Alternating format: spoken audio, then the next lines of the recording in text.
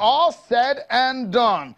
But not quite, because these guys here, Bauchi, Adamawa, and River State, not done yet. We're still having them hanging. Court issues here. This one suspended. But, well, it will be rekindled on the 2nd to the 5th of April 2019.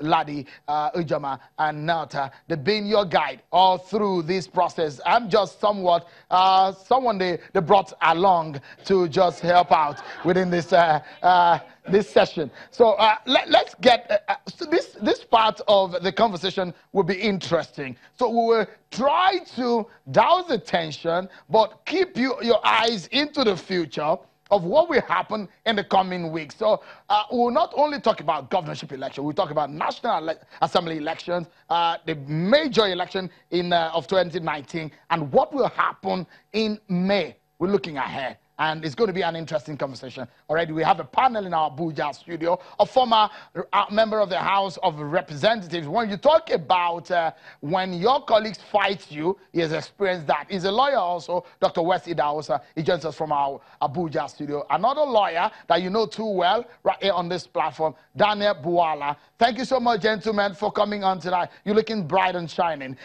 For a moment, Ladi, Ijoma, and Nota, if you look at this map, it looks like everything is set. But there's something that is very interesting, is the politics of the center, which, of course, I would like to get your own take. So for everyone who followed what happened in the presidential election, this is what it looks like. A bit different from what we saw for the governorship. Slightly different. You see the red state and how it's been won by the political parties and who is winning what and who got what. But then, one thing that is also very important that we need to pay attention on is the National Assembly election. But before we go into the National Assembly elections politics, let me get your take, Mr. West Idahosa and Mr. Daniel Buhari. Quickly, Mr. Idahosa, quickly, from your experience as a politician and a lawyer, what comes out to you majorly out of this election? Well, I have to be honest with you. What comes out to me in this election is that our democracy has a long way to go. I expect that a lot more will have to be done by the stakeholders to put democracy where it should belong. And that's the only way we can make some progress. But for now, certainly it's not a huru. Mr. Buhari, your own take. For someone who ran for Senate and couldn't get a ticket, you probably have a lot to say, isn't it? Yeah, I think that internal democracy in a political party is very imperative, because my experience in our party at the primaries was quite not palatable. But I don't even want to talk about that, because the election has come and gone, and we're now looking at governance. My primary concern now is to how we can fashion out good policies for good governance for our party, because this second term, we must deliver democracy to the Nigerian people. For everyone to get a sense of what is happening. So, Ijama, this is what it looks like. And who won what, and who is gaining the momentum, or who is gaining the majority in the National Assembly, especially the Senate. So, if you look at it, so it brings the question, who are those going to be the leaders of this 9th Senate?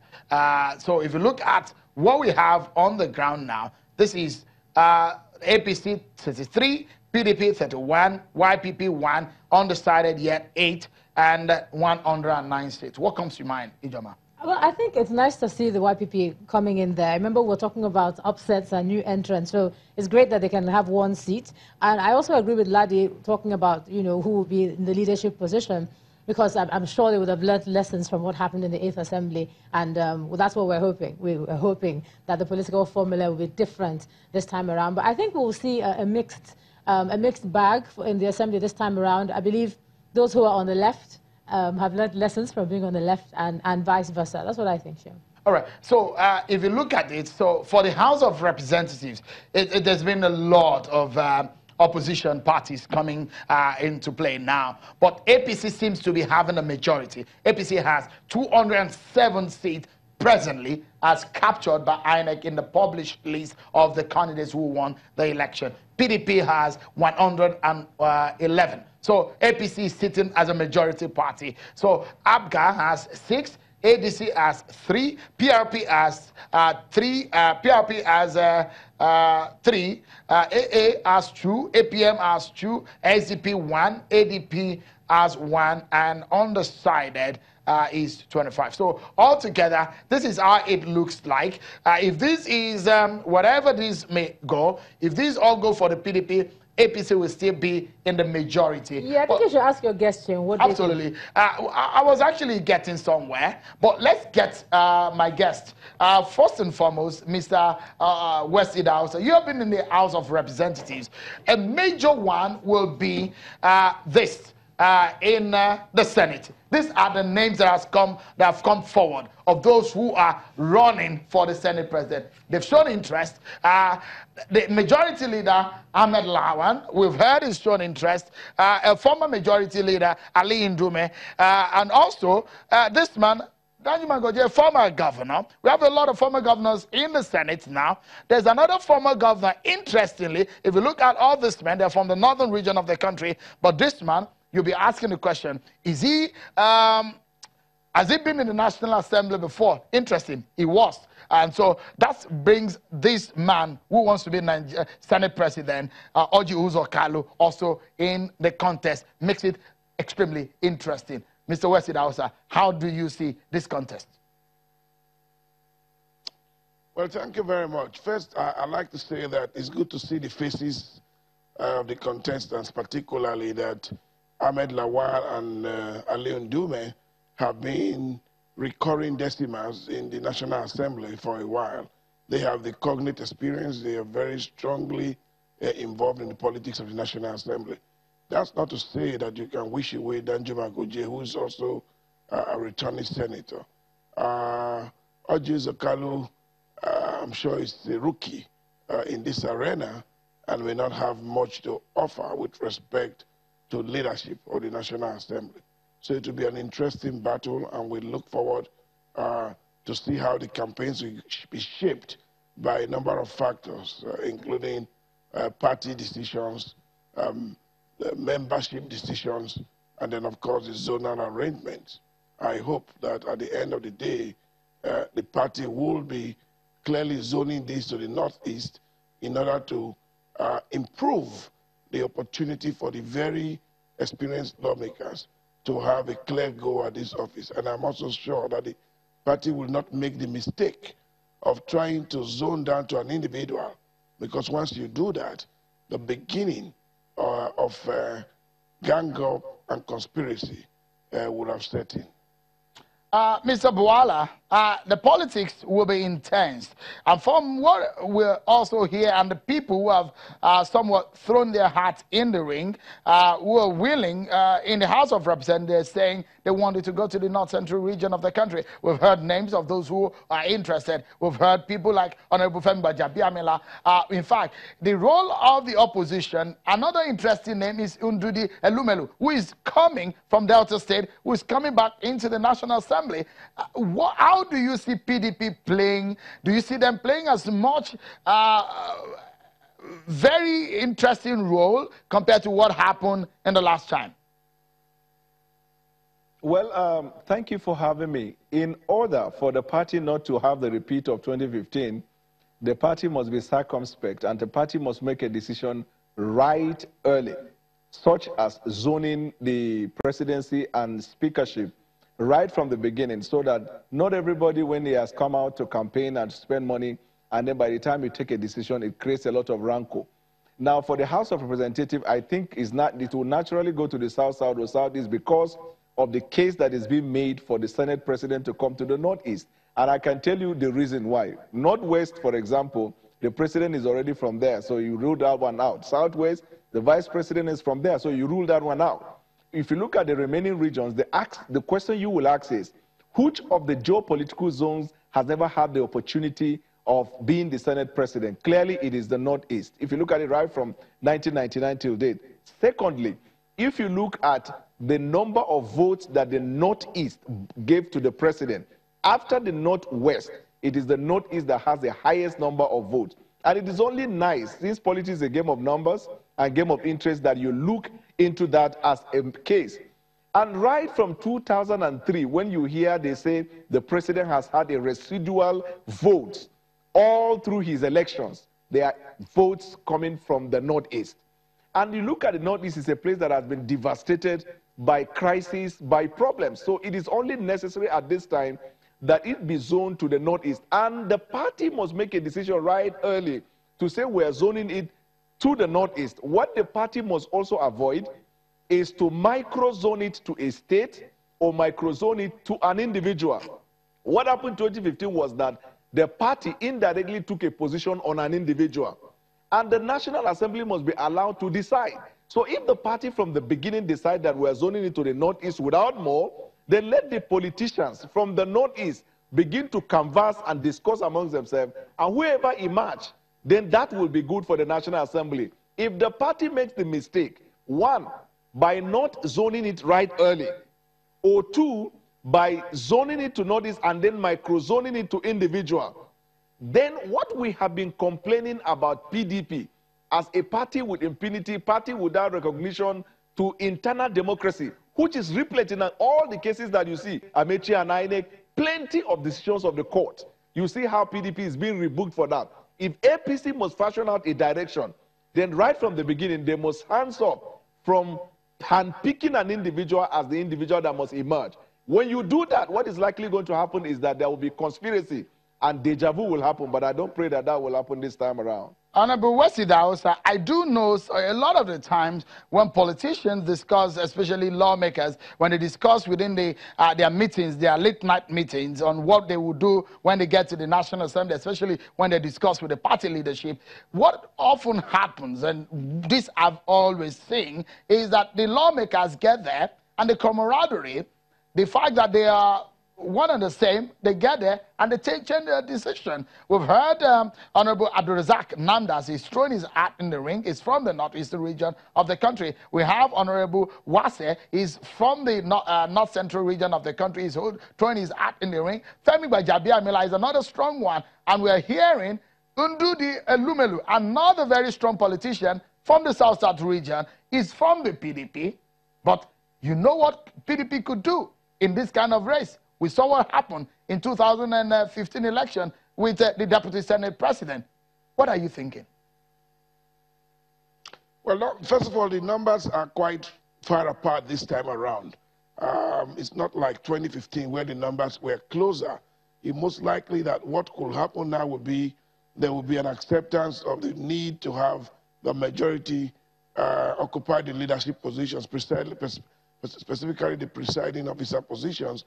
But there will always be these deals that political parties and members do put together, both in national interest and in advancing their own career opportunities as far as the assembly is concerned. You have to appreciate the fact that once people get sworn in, they become members of one national family, the assembly, the family of the National Assembly. And now within that family, a number of things can happen. So it is most unlikely that you may find a PDP speaker, for example, given the disparity in figures. But it is most predictable that PDP will have a very significant role to play in the emergence of the speaker, in which case the PDP arrowhead itself will then coast home with very, very lofty negotiation schemes for himself. Now, in the case of the Senate, we are likely to have a same scenario. The numbers are not very close.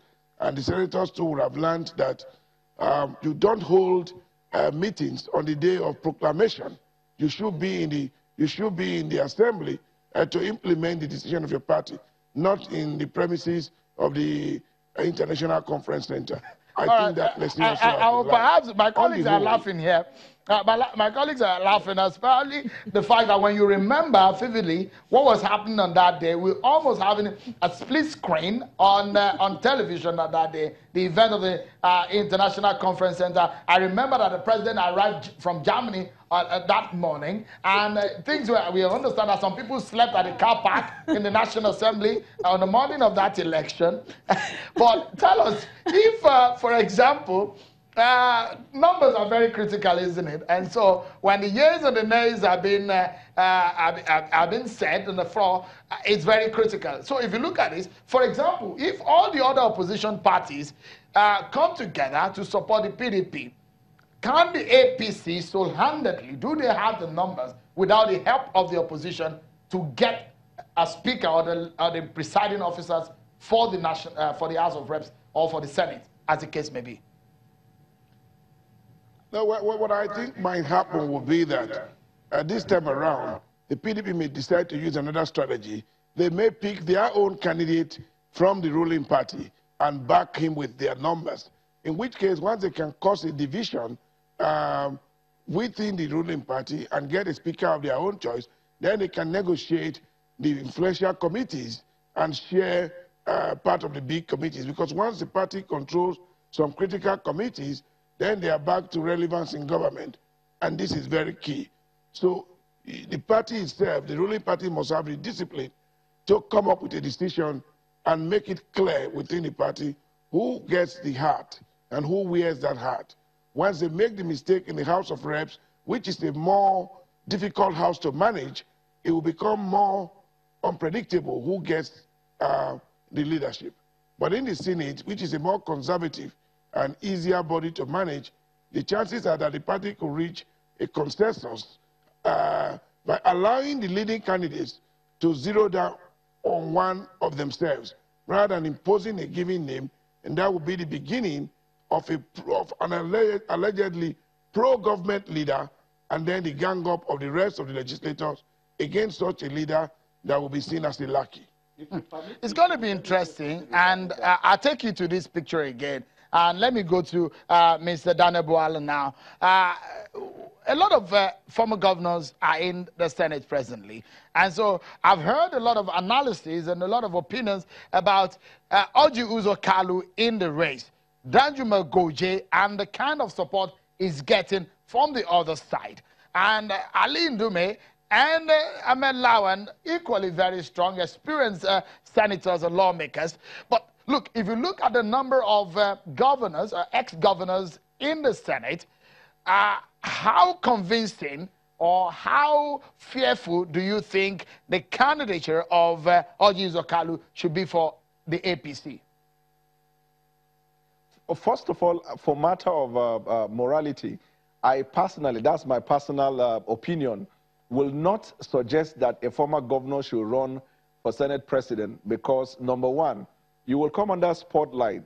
Most of them are having criminal charges, criminal charges in court. And so it will not be nice, and it will not project the face of the image that the president wants to project in the second term for the Senate president. This is the reason why I believe Orji Uzor Kalu is going to have an appeal tax. In fact, Orji Uzor Kalu, they said he was once a senator. The question that begs for answer is whether at the time he became senator, he was sworn in. Because even if he was elected in the military era and was not sworn in, you cannot conclude that he, at the time, was a senator. And a one-time senator cannot emerge as a Senate president.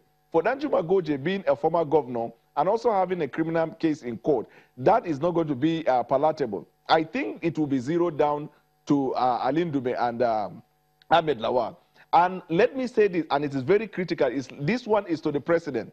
In 2015, the president stayed out of the picture. That is why they had a problem. This time around, the president cannot stand by the corner. The president has to stamp his foot on the ground and make it clear to all the party members. Sorry if I'm aborting.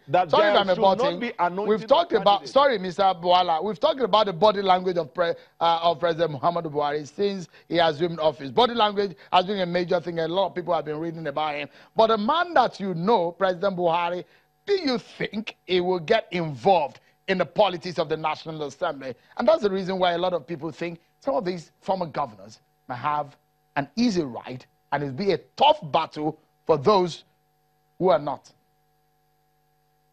Now, let me tell you, this is dangerous. That is why the president must, on this matter, begin his second term. And I will tell you why.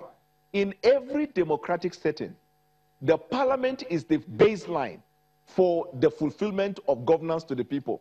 The president merely executes the law made by the National Assembly. If you don't have a National Assembly that is cooperative, all of your vision and dreams and everything that you have for the country will never be materialized. And so the president this time around cannot stay in the sideline and say, I am never going to take part in deciding or in ensuring there is a level playing ground for the emergence of principal officers and especially the Senate president. If the president makes the mistake of not stamping his foot to ensure that there is no anointing of candidate, there is no imposition of candidate, if he doesn't do that, what will happen this time around will be a repeat of 2015. But I believe that the president has learned a lot from what happened since 2015. And he has to make it clear to the party leadership, from the party leader to the national chairman to all the principal officers. I don't want a situation where we are saying we zone it to the northeast, but however, a message is passed that this is our preferred candidate. It will be the beginning of the problem. It should be open to all, and the people should be free to canvass for votes from amongst themselves, so that whoever emerges, you will have a loyal leadership of the National Assembly with the president, and then you will have the fulfillment of a smooth running of the government, because Section 4 of the Constitution says the National Assembly exists and operates to make laws for the good, peace, order, and good government.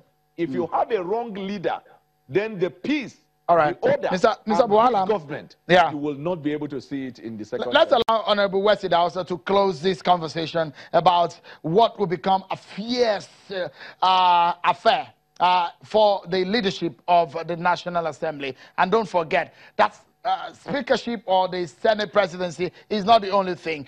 For the presiding officer, you have the majority leader, deputy majority leader, minority leader, the whip, the minority, and all of that. Quickly, your final word on this matter. Where do you see this going? Because it's not as if APC did not interfere at that time. They had their way, but where the National Assembly members had their own say. Well, I think it's very difficult to dictate to the National Assembly from outside of the precincts of the National Assembly. What a good party should do is to provide some parameters, such as zoning. You zone it, and then, of course, the National Assembly already has its own constitutional basis, and put it this way, they have their practice and precedence in Parliament. We know who the qualified ones are, and to that extent, in the Senate, for example, it's clear that it's a straight fight between Ndume and Ahmed Lawan. And then, of course, in the House of Rep, it's a bit more open because the House is bigger, and to that extent, a lot of things can happen. But it will be difficult to expect Mr. President to ram it down the the National Assembly in terms of trying to force down a leadership.